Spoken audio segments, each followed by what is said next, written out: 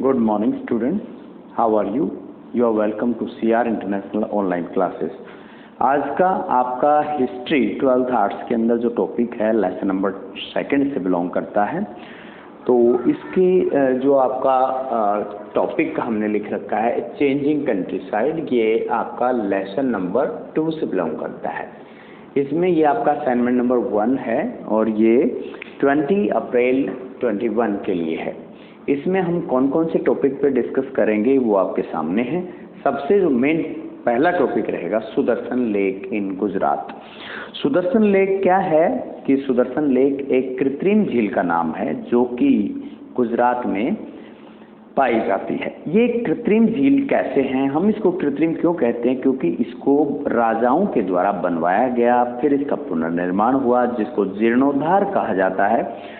इसका सबसे पहले जैसे मौर्य शासन के दौरान एक गवर्नर के द्वारा सुदर्शन झील का निर्माण कराया गया। उसके बाद एक शक शासक हुए, ये आप देख सकते हैं गवर्नर ऑफ मौर्याज के समय पर, यानी मौर्याज के ड्यूरेशन के दौरान एक गवर्नर के द्वारा इसको बनाया गया था, सुदर्शन लेक को बनाया गया था। ये दिखने में बहुत ही सुंदर झील है, इसलिए इसका सुदर्शन जो दिखने में सुंदर है उसके दर्शन बहुत शुभ हैं, इस तरीके से उसका नाम रखा गया है। रुद्रदमन कौन थे? ये शक शासक थे जो कि जिन्हें मलेच्छ कहा जाता है, जो कि बाहर से आने वाले हैं, हमारे धार्मिक जो बातों को इतना ज़्यादा महत्व नहीं देते हैं, ब्राह्मण शास्त्र को नहीं मानते, उन्हें उस तरह के शासक ये रुद्रदमन हुए हैं।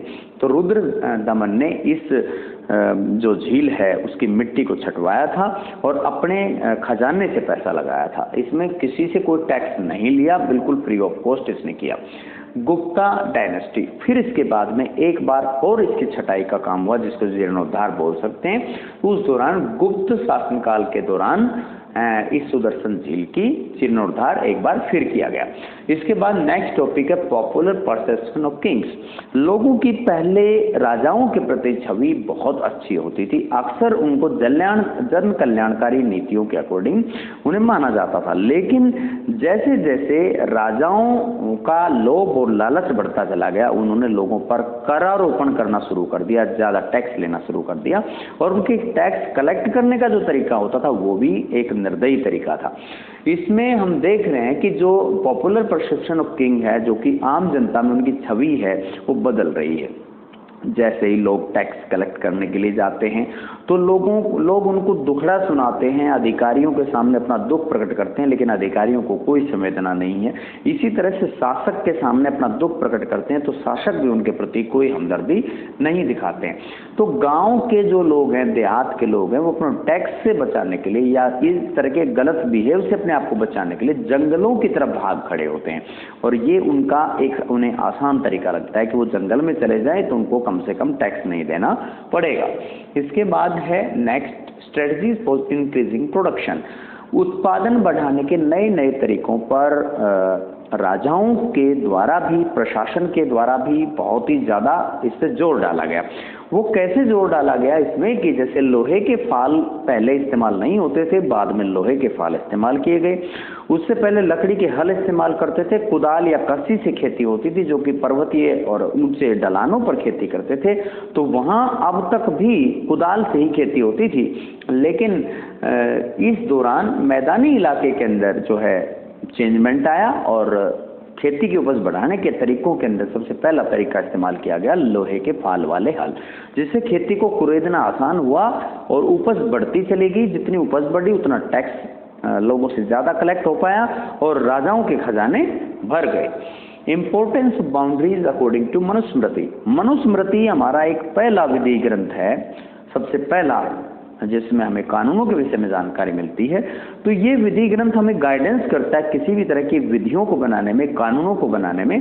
तो इसी तरह से इन्होंने एक ज्ञान प्रदान किया उस समय के शासकों के लिए कि सीमाओं की सुरक्षा बहुत ज़्यादा ज़रूरी है, क्योंकि सीमाओं का मुद्दा अक्सर एक राज्य का दूसरे राज्य के साथ विवाद खड़े कर सकता है, एक शासक का दूसरे शासक के साथ विवाद खड़ा कर देता है। तो इसमें इन्होंने क्या किया कि सीमाओं की पहचान करने के लिए ऐसी वस्तुएं जैसे कि पशुओं के जैसे बाल हैं या कुछ उनके त्वचा है या फिर उनके कुछ हड्डियां हैं या इस तरह की जो चीज़ें हैं, खपटे हैं, ये जो मतलब विभिन्न प्रकार की ऐसी चीज़ें जो गले नहीं या फिर दीमक ना लगे, उनको कुछ मात्रा में रेत है उसको इकट्ठा करके गुप्त रूप से उसको जमीन में बाउंड्री पर गाड़ दिया जाए ताकि पहचान रहे कि हमारी बाउंड्री यहाँ तक है। तो ये मनुस्मृति में सीमाओं की सुरक्षा इसलिए जरूरी बताई गई कि सीमाओं पे विवाद नहीं होंगे तो शांति प्रिय माहौल रहेगा। इसके बाद डिफरेंस इन रूरल सोसाइटी, ग्रामीण और देहात के अंदर बड़ा अंतर देखने को मिला। कुछ लोगों के पास में बड़े बड़े जमींदार जो हैं और ज़्यादा धनवान हो गए, कुछ जो गरीब जो खेती हर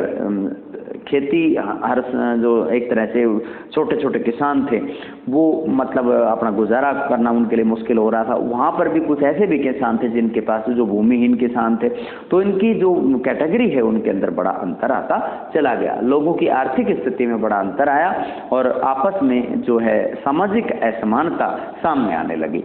इसके बाद है गृहपति। गृहपति घर के मुखिया को कहते हैं, जिसमें घर में रहने वाले बच्चों, बड़ों के बीच और सभी महिलाओं को नियंत्रण में रखने का इनकी जिम्मेदारी होती थी। घर में पूरी तरह से एक तरह से शासन इनका चलता था। इसके बाद आता है land grants and new rural elites. नए ग्रामीण देहाती वर्ग के अंदर वेलालर, दास अणिमई और हलवाहा इस तरह की कैटेगरीज अस्तित्व में आने लगी और जो भूमि दान के इस चीज़ के प्रमाण मिलते हैं, इस तरह के अभिलेख मिलते हैं जो संस्कृत भाषा में लिखे गए हैं और उसमें बताया गया है कि जमीनों को उन लोगों को दान किया जाता था जिनके पास में जमीनें बिल्कुल भी नहीं है, ताकि वो लोग भी उत्पादन मतलब कर सकें। लेकिन इसके पीछे कुछ लोग इस तरीके की का तर्क देते हैं कि उस समय के शासक कमजोर हो गए थे और वो सामंतों को अपने साथ जोड़ने के लिए कुछ मात्रा में उनको जमीनें प्रदान कर रहे थे। कुछ लोग कहते हैं कि शासक बहुत ज़्यादा कमजोर हो गया था, इस वजह से अपनी सिचुएशन को मजबूत करने के लिए वो ऐसा कर रहा था। इसमें जो कुछ लोग ये मानते हैं कि जो ग्रामीण और देहात के इलाके के अंदर शक्ति संतुलन बिगड़ रहा था, इस वजह से ऐसा किया गया। इसके बाद आता है प्रभावती गुप्त अग्रहार। प्रभावती गुप्त जो है चंद्रगुप्त द्वितीय की पुत्री का नाम था। प्रभावती गुप्त एक ऐसी शासिका थी जिसको इनके बारे में हम ये जान सकते हैं कि उस समय के शासनकाल के दौरान अक्सर महिलाओं के नाम पे कोई परिसंपत्ति या प्रॉपर्टी नहीं होती थी, लेकिन ये उसका अपवाद है। प्रभावती गुप्त, इनको उस समय भी प्रॉपर्टी इनको दी गई, इनको शासक भी बनाया गया और बहुत अच्छी शासक सिद्ध हुई। इन्होंने ग्रामीण जो परिवेश है उसके अंदर एक गांव को आचार्य चनाल स्वामी यानी एक ब्राह्मण को दान देने के लिए बोला है और इस तरह का अग्रहार के रूप में उन्होंने उस गांव को भेंट कर दिया। वहां के गांव के लोग विभिन्न प्रकार की भेंट सामग्री उस आचार्य को भेंट करेंगे और उन्होंने तरह तरह की छूट का जिक्र भी किया है जो प्रशासन की तरफ से वहां रहेंगे, कि वहां सैनिक प्रवेश नहीं करेंगे, आर्मी नहीं आएगी और जैसे उन लोगों से टैक्स के रूप में जो पैसा इकट्ठा किया जाता है वो नहीं होगा, बार बार अधिकारी तंग नहीं करेंगे, गिफ्ट नहीं लेंगे, पशु का चारा उनसे घास वगैरह लेने से छूट होगी। तो इस तरह की जो बात है वो यहाँ से पता चलती है। इस टॉपिक को एक बार फिर से रिवाइज करें। सुदर्शन जो झील है जो गुजरात में स्थित है, इसमें मौर्यों के समय के गवर्नर ने इसका सबसे पहले निर्माण करवाया। रुद्रदमन ने इसका सबसे पहले जीर्णोद्धार किया, दूसरी बार जीर्णोद्धार इसका गुप्त शासन के दौरान देखा गया। इसमें जो राजाओं के प्रति जो परसेप्शन है आम जनता को धीरे धीरे बदल रहा था। अब राजाओं की छवियां अच्छी नहीं थी, जन कल्याणकारी छवियां नहीं थी। इसमें उपज बढ़ाने के तरीकों पर विचार किया गया है कि जो भूमि सुधार है वो लागू किया गया और उस दौरान जो है इसमें लोहे के फाल वाले हल इस्तेमाल किए गए और कुदाल का कम से कम इस्तेमाल किया गया। इसमें सीमाओं की सुरक्षा से संबंधित जो तथ्य है वो मनुस्मृति नामक धार्मिक ग्रंथ के अकॉर्डिंग बताया गया कि ये कितना ज़्यादा महत्वपूर्ण है, क्योंकि अगर सीमाएं सुरक्षित होंगी तो विवाद का विषय बिल्कुल खत्म हो जाएगा। डिफरेंस इन रूरल सोसाइटी, ग्रामीण और देहात के अंदर किस तरह से लोगों के बीच विभेद है। एक जमींदार है, उसके पास बहुत ज़्यादा ज़मीन है, एक ऐसा किसान है जिसके पास कम ज़मीन है और एक ऐसा किसान है जिसके पास अपनी खुद की ज़मीन नहीं है। तो इस तरह के लोग हैं जो आपस में सामाजिक असमानता सामने आती है। गृहपति घर के मुखिया को कहा जाता था। Land grants and new rural elites, इसका ये पता चलता है उस समय के अभिलेखों से कि उस समय भूमि दान होता था, ग्राम दान होता था, और ये सब इसलिए किया गया था ताकि लोगों में समानता ज़्यादा से ज़्यादा आए, और आर्थिक समानता रहेगी तो विवाद का विषय, या जो आर्थिक समानता रहती है तो सामाजिक समानता भी आ जाएगी। तो ग्रामीण क्षेत्र के कुछ एलाइट्स का नाम भी यहाँ पे दिया गया है कि ग्रामीण क्षेत्र में कुछ अभिजात वर्ग के लोग भी रहते थे। और इसके बाद में प्रभावती गुप्त, जो कि चंद्रगुप्त द्वितीय की बेटी का नाम था, और इसको एक शासिका बनाया गया, जो कि उस समय कोई महिलाओं को शासिका नहीं बनाते थे, ना ही उनके नाम पर प्रॉपर्टी होती थी, तो ये उनका अपवाद है। और अग्रहार का विवरण मिलता है कि इन्होंने ब्राह्मण आचार्य चंचनाल स्वामी को एक गांव उनको भेंट में प्रदान किया था, और वहां उस गांव के लोगों से वो अग्रहार, क्योंकि अग्रहार का ये अधिकार था कि कोई भी ब्राह्मण जो उसे प्रॉपर्टी मिली है उससे वो टैक्स कलेक्ट भी कर सकता है। तो इस तरह से ये आपका आज का टॉपिक कंप्लीट होता है। आपको ये एनसीईआरटी से रीड कर लेना है और इस वीडियो की हेल्प से इसको समझना है। Thank you.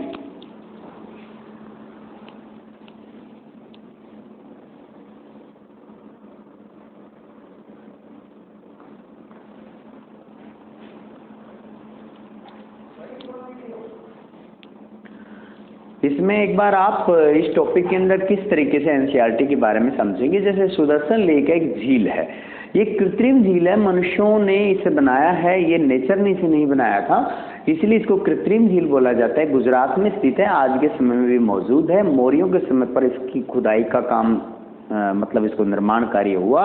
रुद्रदमन एक सख्त शासक थे जो बाहरी मलेच्छ मतलब परिवार से बिलोंग करते थे, तो वो रुद्रदमन के समय का शासन यहाँ पे देखने को मिलता है। इसके बाद गुप्त काल, जो कि हमारे देश में एक स्वर्ण काल की तरह से जाना जाता है, जिसमें समुद्रगुप्त का नाम आता है, और उनके बारे में माना जाता है कि उस समय पर बहुत ही ज्यादा विकास के कार्य यहाँ पर हुए। तो उनमें से एक विकास का कार्य सुदर्शन झील का जीर्णोद्धार कराना भी था।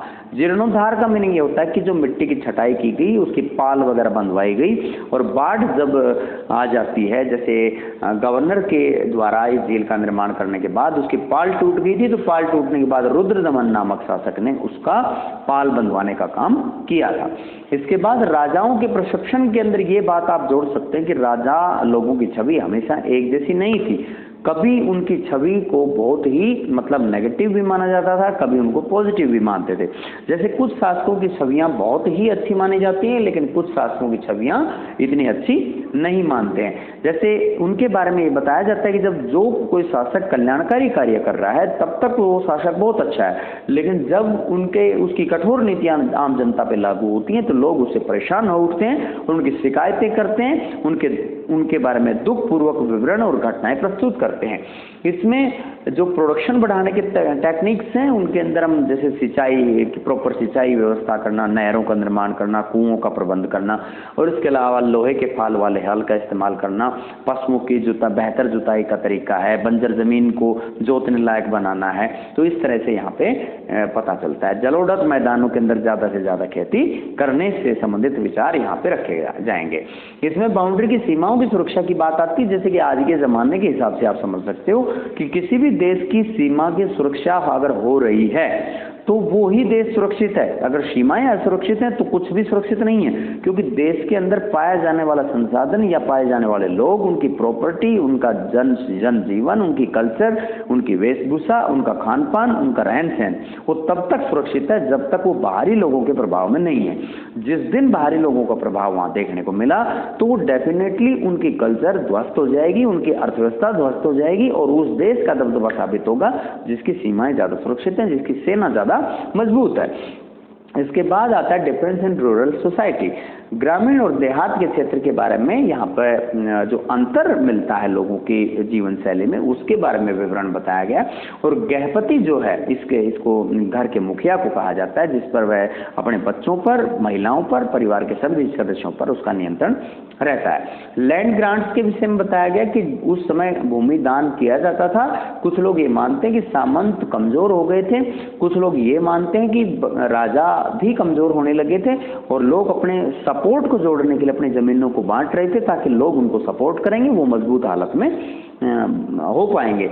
यहाँ न्यू रूरल एलाइट्स में क्या बता रखा है कि नए नए अभिजात वर्ग का उदय उस समय देखने को मिला। प्रभावती गुप्त के विषय में ये बताया गया है कि वो चंद्रगुप्त द्वितीय की बेटी थी। वह एक ऐसी महिला शासिका थी क्योंकि उस समय के लोगों के पास, महिलाओं के पास कोई प्रॉपर्टी नहीं होती थी, लेकिन इस महिला को प्रॉपर्टी ही नहीं दी गई, उसके अलावा उसके पास पूरे राज्य का शासन और प्रशासन चलाने का कार्यभार उसको दिया गया। और अग्रहार में यह विवरण साफ साफ नजर आता है। उनके एक उन्होंने अभिलेख लिखवाया और उस अभिलेख के अंदर चक्रदास के द्वारा यह अभिलेख लिखवाया गया था और चक्रदास ने विवरण डाला है कि अग्रहार का विवरण प्रस्तुत करते हुए आचार्य सनाल स्वामी को जो जमीन भेंट में दी गई है और लोगों को किस किस तरह की छूट दी गई उस पर प्रकाश डाला गया है कि लोगों को किसी भी तरह का कोई टैक्स देने की जरूरत नहीं है। विभिन्न प्रकार की वस्तुएं जो स्थानीय स्तर पर उनके वहां पे पैदा होती है वो देने की जरूरत नहीं है। और बाहर के अधिकारी या कर्मचारी या सैनिक जो प्रशासन की तरफ से आएंगे वो भी वहां पर नहीं आएंगे, टैक्स कलेक्ट नहीं करेंगे। धन्यवाद।